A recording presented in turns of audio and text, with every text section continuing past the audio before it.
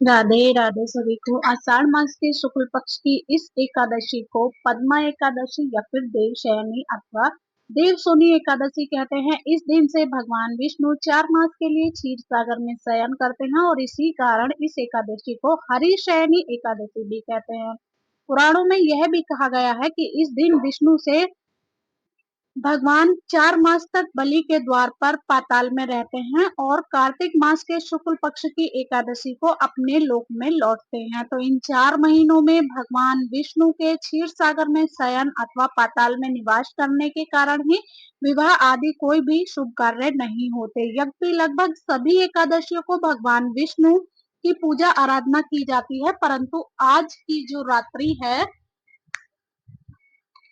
इसमें से तो भगवान का स्वयं प्रारंभ होता है, अतः उनकी विशेष विधि विधान से पूजा की जाती है। भगवान विष्णु की प्रतिमा को आसन पर आसीन करके उनके हाथों में शंख चक्र गदा पद्म से शोभित कर उन्हें पीताम्बर पीले वस्त्र या फिर पीले दुपट्टे से सजाया जाता है। पंचामृत से स्नान कराकर तत्पश्चात भगवान की धूप दीप पुष्प इत्यादि से घृत से आरती उतारी जाती है और भगवान को तांबूल और पुंगी फल सुपारी अर्पित करने के बाद भगवान के मंत्रों की जाप किया जाता है, उनकी स्तुति की जाती है। धर्मराज युधिष्ठिर ने श्री कृष्ण से पूछा कि हे जनार्दन, आषाढ़ शुक्ला एकादशी का क्या नाम है और इस व्रत के करने की विधि किस देवता का पूजन किया जाता है। श्री कृष्ण कहने लगे कि युधिष्ठिर, एक समय नारद जी ने ब्रह्मा जी से यही प्रश्न किया था। तब ब्रह्मा जी ने उत्तर दिया कि हे नारद, तुमने कलयुगी जीवों के उद्धार हेतु अत्युत्तम बहुत प्रश्न किया है, क्योंकि एकादशी व्रत सब व्रतों में श्रेष्ठ है। इस व्रत से समस्त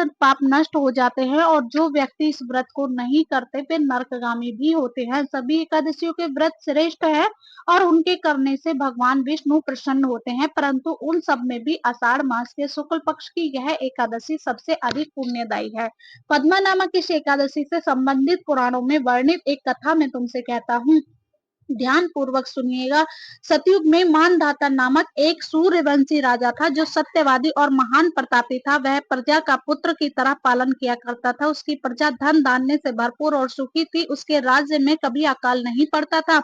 एक समय उस राजा के राज्य में 3 वर्ष तक वर्षा नहीं हुई और अकाल पड़ गया। प्रजा अन्न की कमी के कारण अत्यंत कष्ट पाने लगी और अन्न के प्रभाव के कारण यज्ञ आदि भी बंद हो गए। एक दिन प्रजा राजा के पास जाकर के कहने लगी कि हे राजन, समस्त विश्व की सृष्टि का कारण वर्षा है। वर्षा के अभाव से अकाल पड़ा है और अकाल से प्रजा मर रही है, इसलिए कोई ऐसा उपाय कीजिए जिससे प्रजा का कष्ट दूर हो।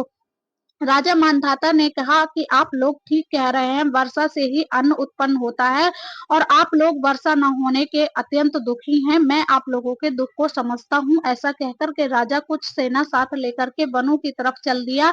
वह अनेक ऋषियों के आश्रम में भ्रमण करता हुआ अंत में ब्रह्मा जी के पुत्र अंगिरा ऋषि को प्रणाम किया।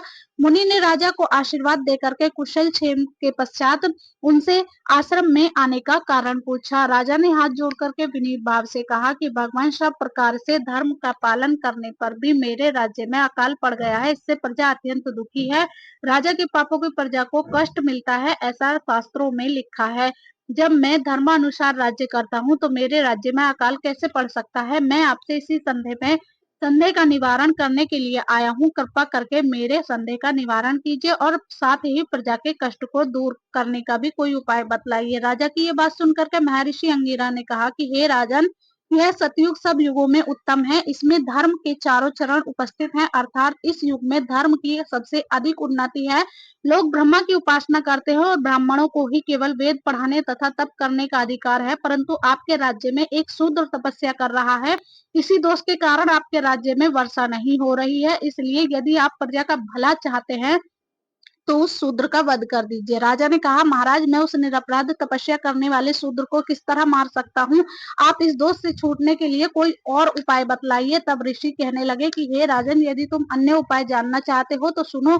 आषाढ़ मास के शुक्ल पक्ष की पद्मा एकादशी नाम की एकादशी का व्रत विधि पूर्वक व्रत करना और इस व्रत के प्रभाव से तुम्हारे राज्य में वर्षा होगी और प्रजा सुख पाएगी। इस एकादशी का व्रत इस सिद्धियों को देने वाला है तथा उपद्रवों को शांत भी करने वाला है, अतः प्रजा सेवा को तथा मंत्रियों सहित तुम इस व्रत को करो। मुनि के वचन सुन करके राजा अपने नगर में वापस आ गया और विधि पूर्वक पद्मा एकादशी यानी कि हरिशयन एकादशी का व्रत किया और उसके प्रभाव से वर्षा हुई और प्रजा को सुख भी पहुंचा। इस हरिशयन एकादशी का व्रत सभी मनुष्यों को करना चाहिए, क्योंकि यह व्रत इस लोक में सुख भोग और परलोक में मुक्ति का देने वाला है। इसी कथा के पढ़ने व सुनने